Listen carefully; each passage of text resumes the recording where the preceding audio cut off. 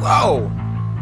Good afternoon, good evening, everyone. Welcome to Three Beers Deep, my live weekly Q&A show that we have moved to the evenings because I like streaming games in the morning, and it seems like after a Monday when things have happened in the gaming world, is a good time to sit down and chat with folks on Twitch about what happened, what your questions are, what you guys want to talk about, what you gals want to talk about. Trying to eliminate that from my vocabulary every time. Take a drink of water when I screw that up.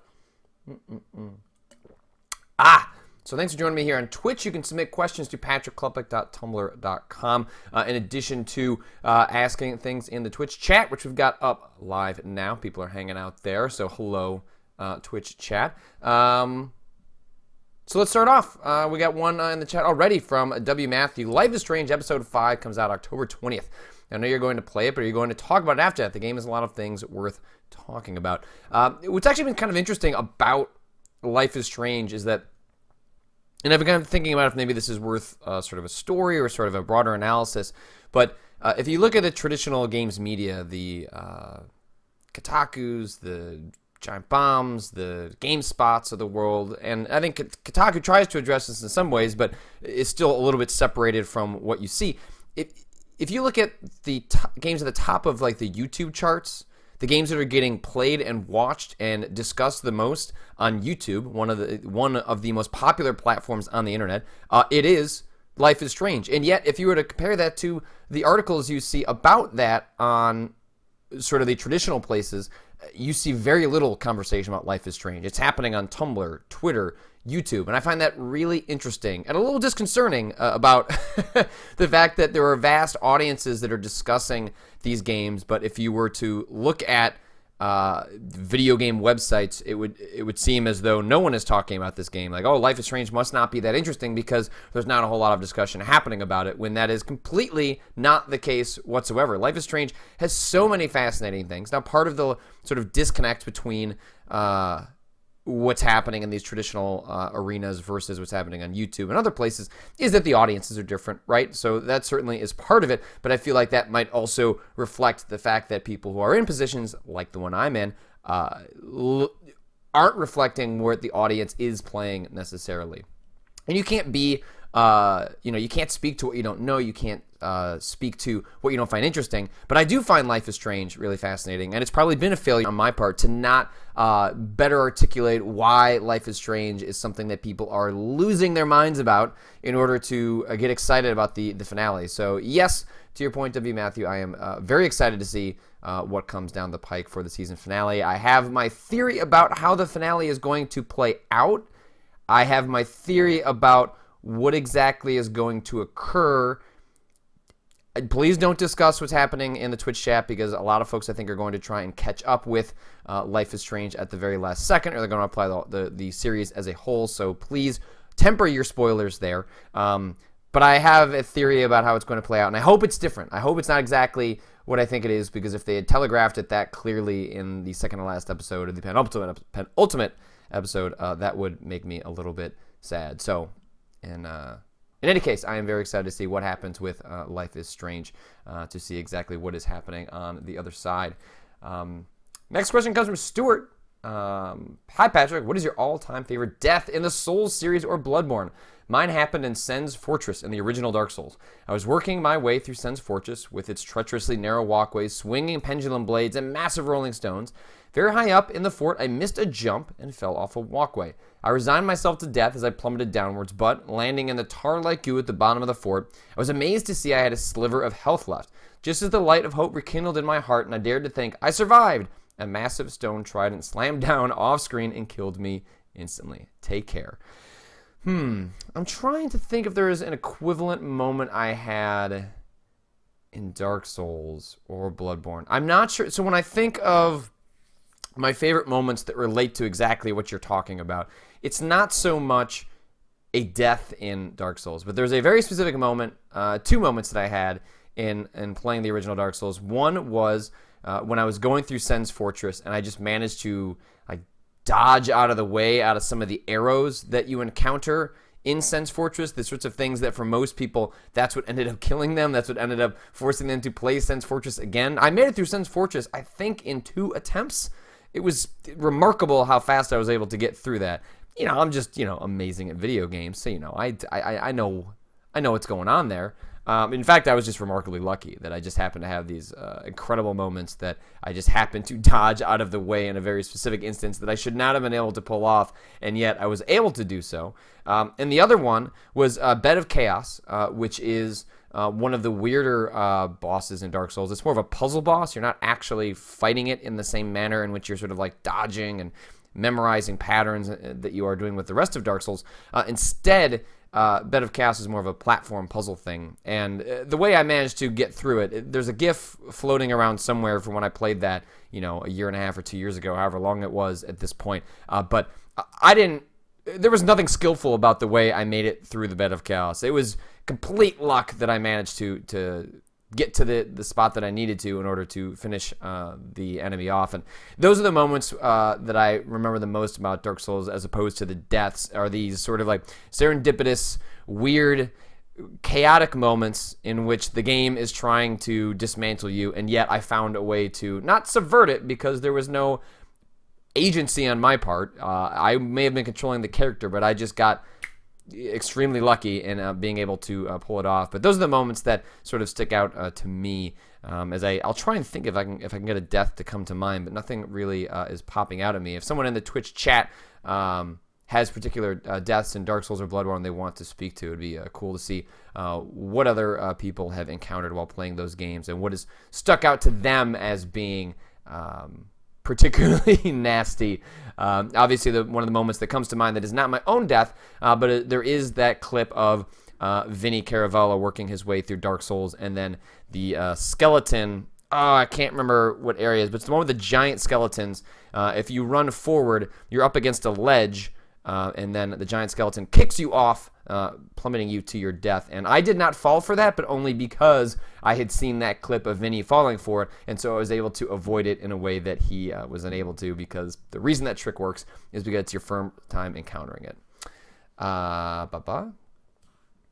Let's see. The Christopher Robin. Hey, Patrick, I've been thinking about this all week, and I would love your perspective. Perhaps it's too personal, but you're a bit of rarity in games journalism world in the fact that you're married. Why do you think so many personalities in gaming world are unmarried? Do you find it difficult to write about games and be married? I don't know that there's a correlation between being married and writing about games. I think that may speak to a broader sort of cultural change in which many people these days are not getting married in their 20s. They're getting married in their 30s. I think you see a lot of folks, if you look at your parents may be different. My parents are. My parents got married in their mid-30s, but that was different than their peers. That was different than their parents. I think we're just seeing sort of a broader shift in the culture to which people are getting married older and older, and are either dating longer or just not committing or wanting to commit until things are kind of happening at once, where once you get into your 30s you start thinking, okay, is it time to start having kids, to think about if I want to buy a house instead of renting? Like, a lot of things happen once you hit 30 where you go, oh crap, these things that were just sort of off in the distance or existential or not something I had to worry about, maybe I should give this some thought. I mean, that's what's kind of happened to me in my life in the last couple of years. My wife and I were dating for, closing in on a decade before we got married.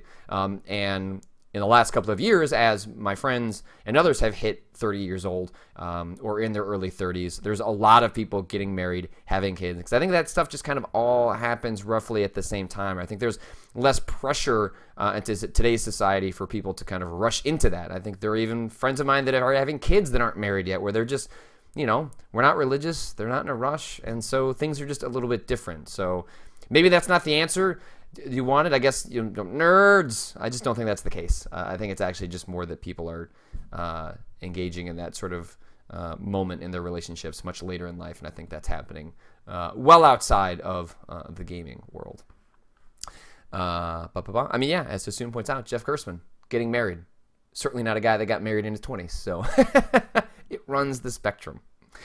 Bulletproof Monk 57. What do you think of the future of those run and hide type horror games?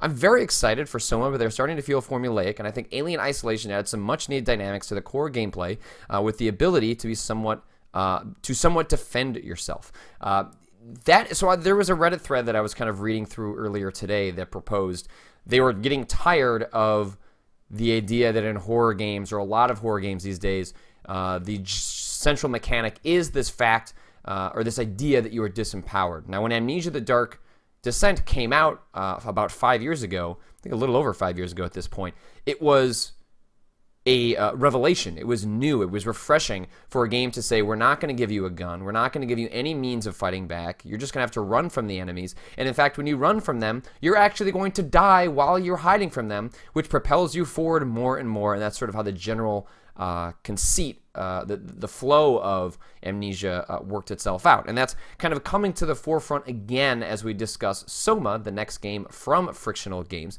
the developers of Amnesia: The Dark Descent, in which they are pretty much returning to that. There are things that are kind of shaken up about how it worked in Amnesia. You have some sense of the distance of enemies and blah, blah, blah, blah, blah. But in general, it is still, there are enemies. You look at their pattern, you run, and you hide, and you try and get past them. Like there's an enemy in Soma that tries to shake that up, and this isn't too much of a spoiler, but it is sort of one of the enemy types in Soma, is an enemy that only notices you when you look at them. So if you don't look at them, the enemy continues on its merry way.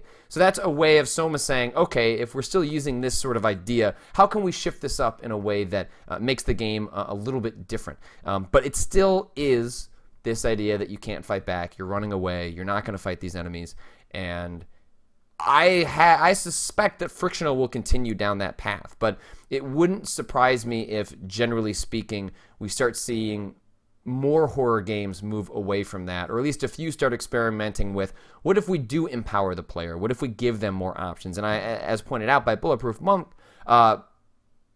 Alien Isolation tried to do that, in which it gave you new ways to distract enemies, in which you could concoct different items that you were not able to kill the alien, but you were able to do things to distract the alien. You were able to do things that allowed you to engage with the enemies that didn't involve blowing their heads off, and that might be the middle ground that can foster a lot of really interesting design choices in which you're not going to be able to kill the enemies, but what can you do in the environment that allows you to be a little more hands-on with what's happening? Because even in Soma, what's a little bit frustrating is just standing around a corner waiting for an enemy to go down the right path that you want.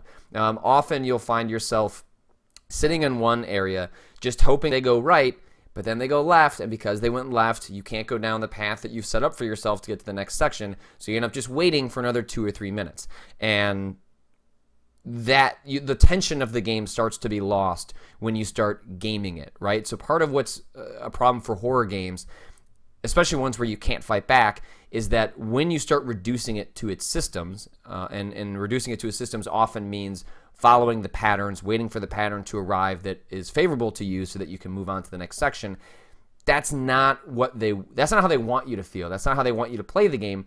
But when you sort of have set up exactly what you want to do and you just have to execute it, you end up doing that in a way that kind of reduces sort of the tension and the fun of the game. So it's a really tough design problem because Thomas Grip, the developer, or the chief designer of Amnesia and of Soma, has talked about how he wanted to get away from a lot of those things, and he sort of failed in that respect.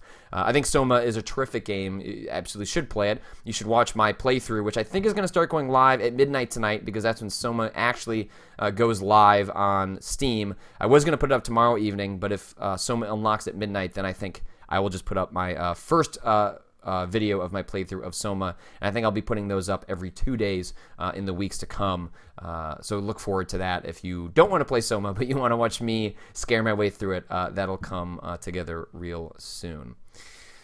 Need more loot? Are we in a post-jump scare society? I don't think so. I think there will be plenty of jump scare games that are kind of engineered for folks to play on YouTube and Twitch. The jump scare is effective as a certain means of achieving a reaction from the player, but Soma is very deliberately anti-jump scare in that the game wants to focus on being more cerebral, about getting under your skin, about making you uncomfortable because of the actions that are occurring, not because of loud noises, because of a scary face that appeared on the screen. It doesn't mean to say there aren't moments occasionally in Soma in which you go, oh my god, holy crap, because you absolutely do that from time to time, but it's different than than the Five Nights at Freddy's sort of approach of just like, wah! Like that's just does not occur in Soma really at all. It seems like they made sort of a general design tenet that they were going to get away from that because so many games were doubling down on jump scares, partially as a reaction to how they were being played, how they were being streamed. It's a instance in which game design was influenced by the way players were directly consuming it, either whether it was by watching it on the internet or playing it themselves. Bad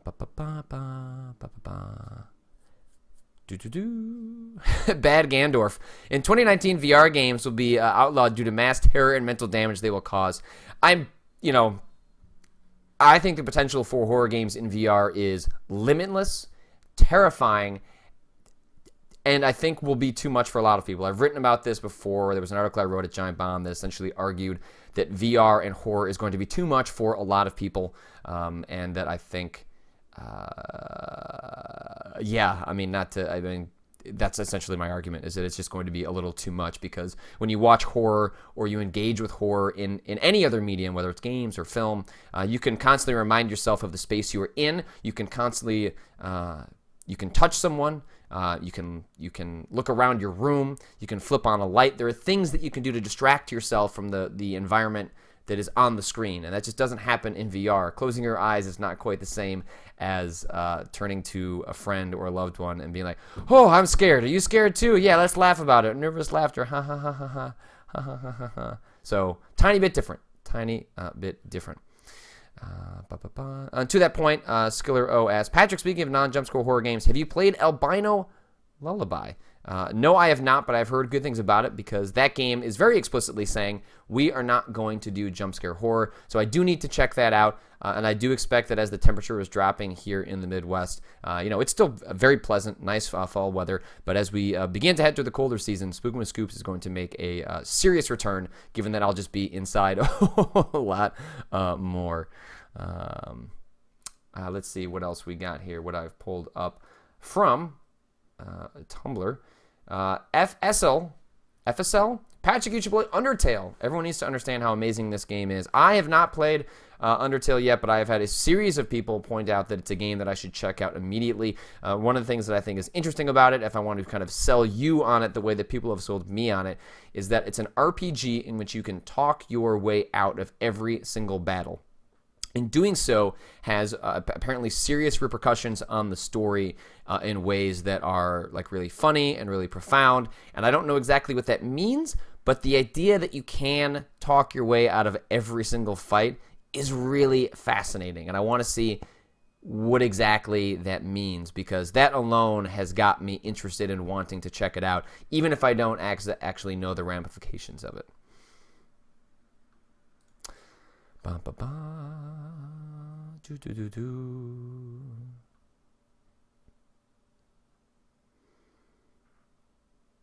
Let's see. Zisnix. Do you think this type of gameplay would work for, say, a sequel for The Last of Us or Resident Evil? Would it sell to the mass market? I think he's talking about the idea of sort of a run and hide, don't attack, don't fight back gameplay approach for Resident Evil or The Last of Us. I think those games specifically, it wouldn't really work because they've been set up in a certain way. I would love the next Resident Evil to try and get back to the horror, the terror of the original games. Not so much that you have to make it like Resident Evil. It doesn't need to be a fixed camera. It doesn't need to be tank controls. It doesn't need to be a mansion. But I think there's got to be something more interesting than Resident Evil 5 and 6 and the action-heavy direction that they went in post Resident Evil 4. So I don't think you're going to see either of those games ditch guns for their respective sequels that are both inevitable and coming down the pike. But I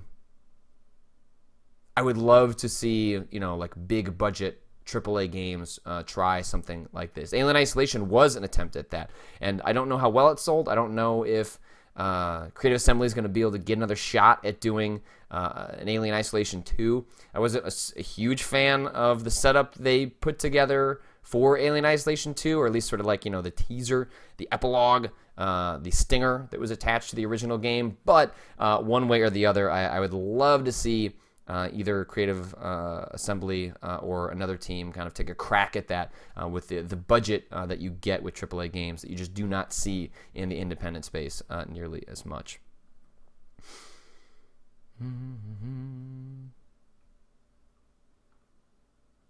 Feel free to jump more questions into the chat if anyone has got any more.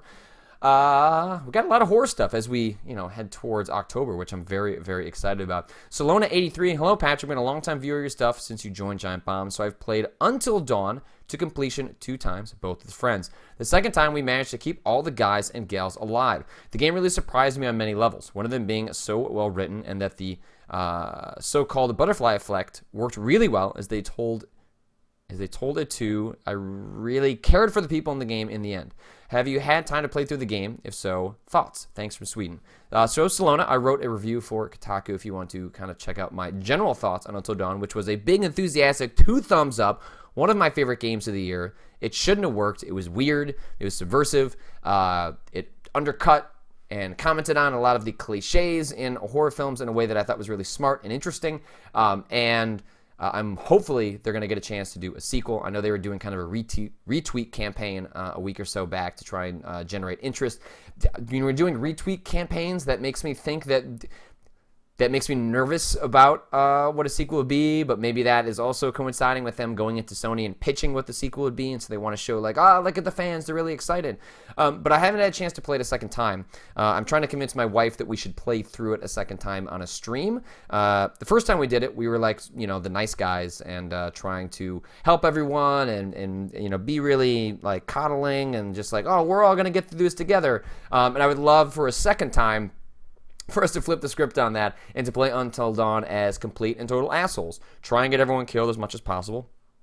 Show no remorse for doing whatever is best for me and not for anyone else. And so hopefully we'll get a chance to do that sometime in October because I think it would just be a tremendous amount of fun to play that with an audience. I think it'd be a lot of fun to do that in front of a crowd. So look forward to that. Hopefully, we don't have specific plans lined up yet. We're kind of working that out based on our schedule in October. Unfortunately, we're busier than I would like to be. As I was talking about earlier in terms of people getting married, I have a lot of friends that are getting married and things that are happening in October. So hopefully we can find a balance between those two and actually get a chance to play through Until Dawn together because there are characters that survived my first playthrough that I would love to just see what happens to them if, maybe they didn't survive and things went really wrong for them.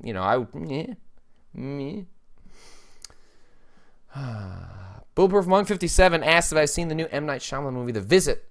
I have not seen it yet, but hopefully as part of the horror podcast I'm trying to put together with my wife for the month of October, I'll have a chance to check that out and share thoughts on it because it sounds really interesting and I've heard it's actually surprisingly decent. So no thoughts just yet, but hopefully that's something I can remedy in the near future.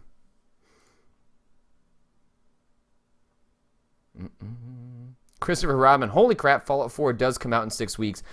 Yeah, man, that terrifies me. The fact that Fallout 4 is so close that I need to try and get through Metal Gear Solid 5. I am 16% done with the game.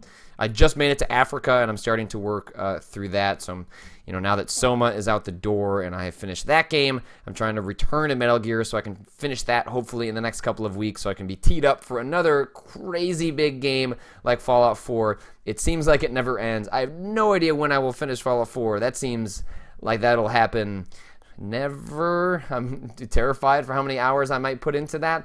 But it's really exciting. And someone asked me earlier what I feel or how I felt about the Phantom Pain.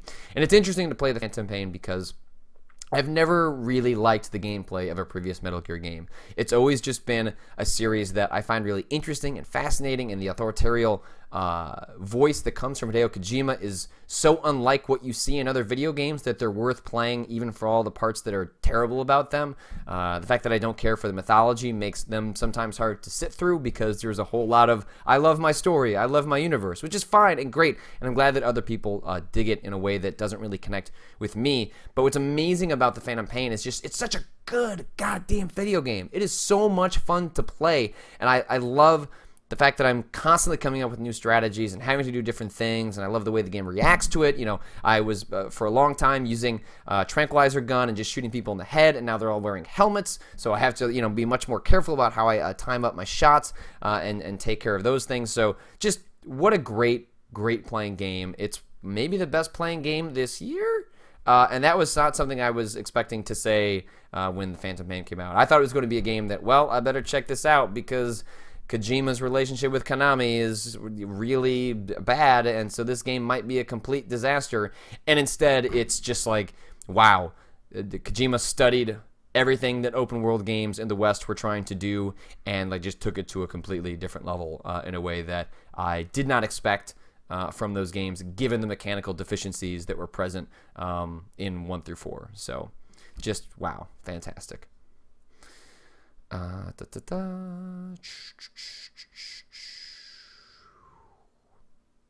Slippy intensifies. Have you been watching Fear the Walking Dead?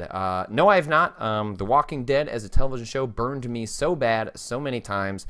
Every time I try and get back into it, I would look at it and go,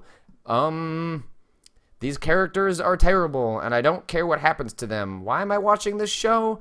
I really enjoyed the first season when Frank Darabont was really involved, and I feel like it's been sort of a steady decline ever since. I know that some people feel differently about that. I got back into the show when they did the Governor arc, I guess 2 seasons ago, because I knew that was one of the more well-regarded arcs in the comic. So I thought, well, maybe this is a good time to get back into it. We did that, and bad. So I know I've heard Fear the Walking Dead is better, but I don't know. I just don't think I can do it. And it bums me out that there is a serialized zombie show on TV, and I'm not watching it every week, super excited and interested. I also similarly had to give up on The Strain because that show is just so dumb. The characters are so bad and flat and uninteresting and are constantly making decisions that drive you up the wall that I couldn't do The Strain. I knew if I started season 2, I would somehow find a way to watch all of season 2, so I just didn't record it. I just moved on with my life. You can't do it. There are so many other good things to play and watch and read. You can't waste your life with things like The Walking Dead and The Strain. They're just terrible. They're just so bad. So it makes me sad because I wish I was watching them and enjoying them, but they are terrible. Adam and Ali. Patrick, are you buying a new VR headset next year? Which one? That's a really interesting question. It's one I've wrestled with because especially after checking out Oculus Touch, and I was just completely sold on these controllers and what's going to be possible with being able to manipulate environments with control schemes that go beyond an Xbox 360 controller or sort of traditional input methods. That stuff gets expensive fast. I already own Move controllers, so I'm probably set right there. I guess my thought is there going to be a substantial difference between the Vive controllers and the Oculus Touch controllers? I feel like I have to get a Morpheus because there are going to be PlayStation 4 exclusive games that Sony produces that are going to be right up my alley that aren't going to come to PC that I'm going to want to check out. So I'm probably going to have to get a Morpheus, and thankfully I already have multiple Move controllers, so I'm set on that part. The Oculus Rift comes out probably roughly around the same time that the Vive goes into full production. I know that there are some units that are going out later this year, and I'm going to try and buy one if I can justify the expense. But theoretically, Oculus Rift will be essentially the same as Vive or, within spitting distance. And so hopefully I can buy a Vive and not an Oculus Rift, but still enjoy all the Oculus Rift stuff. I'm not exactly sure I don't know how that stuff's going to shake out in terms of technical compatibility. And I feel like that's the big open question right now that's a little bit frustrating, because wouldn't it be great if I could buy a Vive, plug that into my PS4, and not have to worry about picking up a Morpheus? Because it doesn't seem like the hardware is going to be different enough that you're going to feel good. This isn't like buying an Xbox and a PlayStation. They're going to be so close, or seemingly they're going to be so close, that it would be frustrating to have to buy multiple headsets in order to enjoy all the games out there. And maybe that's a problem that gets figured out as VR becomes more mature, and the hardware manufacturers realize that working together is better than working against one another, because I think the audience for VR is going to be so small at first that they really are going to want to consolidate interest all at once. But I have no idea if that's actually going to happen. And it's going to be frustrating if that happens, because they'll end up fracturing a user base that desperately needs to consolidate, that VR needs as many people as possible to be interested in what's happening with VR. Because if that doesn't happen, not that it will doom VR as a concept, but it would really bum me out if there were people on multiple sides that were interested in playing VR, interested in playing all of the VR games and experiences out there, but it wasn't possible as a result of a fracturing due to the hardware. So those are open-ended questions that we'll get better answers to in Q1 when we're getting closer to the launch of everything. I think Sony said first half of 2016. I wonder if first half means that we actually get an announcement at E3 and that rolls out in June. Maybe they try and use E3 as a huge push, and that, first half ends up being kind of skirting the edge of June, maybe as late as July or August. But that Oculus and Vive roll out truly in the first quarter, essentially January to April or May. I think something like that is going to be kind of interesting, but I don't know exactly how that'll play out. But I think, also, I guess Oculus isn't launching with the touch controllers, which I think is a mistake. I don't know. I got a lot of things about VR because I'm really on board with it, but I worry about some of the logistics of this stuff rolling out that could really end up hampering the VR experience. So, TW Rage 96. Patrick needs to go get a tamale from the tamale dude today. I haven't heard him yet. He hasn't come through yet, so no tamales even on the radar if I wanted to get one. Let's do one last question as we bring 3 beers deep to a close. Oh, bear hug. Rar. Patrick has nice teeth. Pass out. Peace out. Pass out? Don't pass out. Thank you for that compliment. That's very kind of you to say. I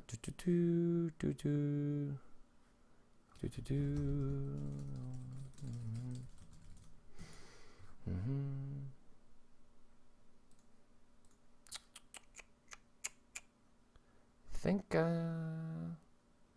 that might be it. Thanks, everyone, for the good questions. One thing I've been thinking about commenting on, I'm not going to really do it here extensively because I think I might do a video essay. If you sort of saw some of the stuff that I did at Giant Bomb, I did a couple of video essays. I think I did 2 of them. It was kind of a format I was playing around with, but didn't get a whole lot of time to really flesh that out in the way that I think I could have done a better job with. So there's been a lot of conversations lately about ad block because Apple has decided to roll out with iOS 9 support for content blockers that kind of strip the tracking software, the ads, and some of the other more malicious and weird stuff that are on some websites in 2015. And it's caused a huge conversation about ad blocking, what that means, how does that affect content creators, are there ethical and moral concerns on both sides of the equation? I think there's a lot to unpack there, and I've been really thinking through my thoughts on it, and I'd like to do something a little more expansive on it. So if that's something that interests people, let me know, because I'm thinking about tonight of kind of writing out something, presenting it in a video format, kind of throwing that up on my YouTube channel later this week, just because I've got a lot out there as a content creator, as someone that thinks about what is my long-term strategy in the video game industry. What are ways that maybe one day I could break out of working for websites, working for myself, working for folks like yourself, the people in this Twitch chat that have supported me over the years,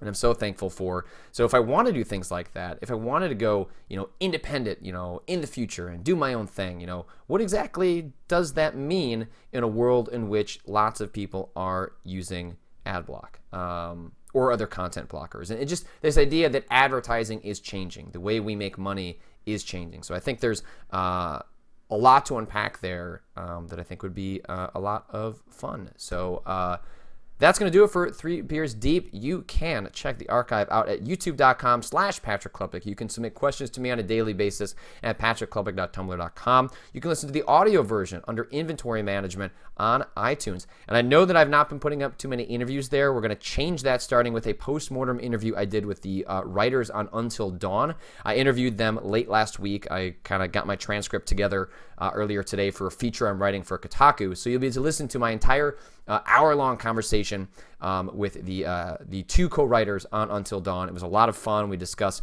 the tropes of the genre, the stuff they're playing with in Until Dawn, what it was like to be screenwriters working on a video game, what the original PS3 version that almost shipped was like. Tons of cool stuff that was happening there. So look forward to that both on Kotaku and in audio format on Inventory Management tomorrow or Wednesday. And also, to conclude this, I played through all of Soma, the new horror game from Frictional Games that we were discussing at the top of the show. The first episode of my playthrough will go up tonight at midnight Eastern Daylight Standard Time. Midnight. So it'll go up midnight Eastern Time, 11 o'clock Central, 10 o'clock Pacific. So if you would like to see the first video of that, look forward to that over on youtube.com/PatrickKlubbeck. Thanks, everyone, for tuning in. Appreciate everyone hanging out and asking questions in the Twitch chat. We'll do this again next week. And also, Mario Maker Mornings every day this week. Make sure and drop in your suggestions for levels we should play over at youtube.com/PatrickKlubbeck. Put it in the comments of the latest archive of the video. I pluck one or two of those and use those to play levels in the following morning. So look forward to that tomorrow morning. And now I'm actually going to leave. I'm getting out of here. Okay. All right. Fine. I'm leaving.